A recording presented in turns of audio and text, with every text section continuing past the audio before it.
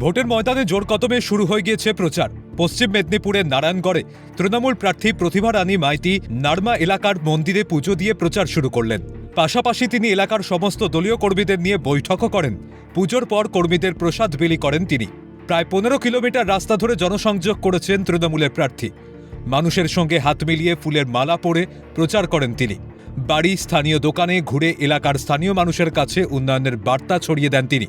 নারমাতে একটি দেশ পুজো হয়েছিল, সেখানে অনেক লোকের সমাগম। ওখানে পুজোতে মন্দিরে প্রণাম করে পুজো দিয়ে সেখান থেকে ফিরে এসে একটি কর্মী সভা হলো নারায়ণগড় 6 নম্বর অঞ্চলে সবাইকে নিয়ে, এবং কর্মী সভার পর আমরা বাড্রাবাদ অঞ্চলে ভুটখোলা গাড়িতে করে একেবারে প্রায় 14-15 কিলোমিটার জুড়ে বিভিন্ন বুথের সংযোগস্থলে নেমে সমস্ত কর্মীদের সঙ্গে যোগাযোগ, হাত মিলানো, তাদের শুভেচ্ছা বিনিময়। বুথ স্তরে কর্মী থেকে শুরু করে সমস্ত দলীয় কর্মীদের নিয়ে নির্বাচনী লড়াইয়ে আগামী রূপরেখা কি হবে তা ঠিক করতেই দলীয় বৈঠক করা হয়েছে।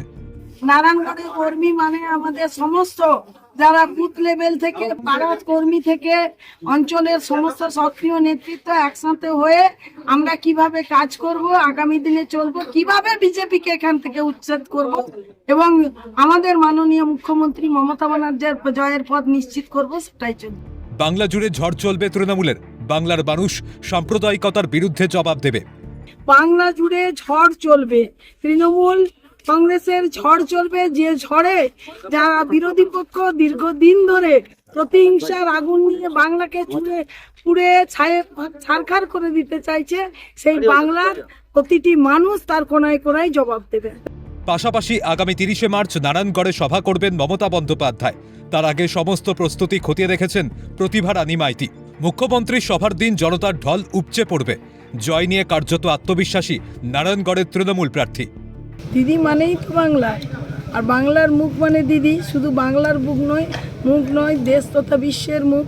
আর সেই দিদি যখন এসে নারায়ণগড়ের এইতে মাটিতে পা দেবেন এবং কর্মীদের মাঝে তিনি দাঁড়িয়ে বলবেন, সেটাই আমাদের অনেক পাওয়া। সভাতে কত সংখ্যক মানুষ পৌঁছবে, কত সংখ্যক মানুষ নিয়ে যাবে তৃণমূল? আমাদের যে মাঠ আছে তা উপচে পড়বে।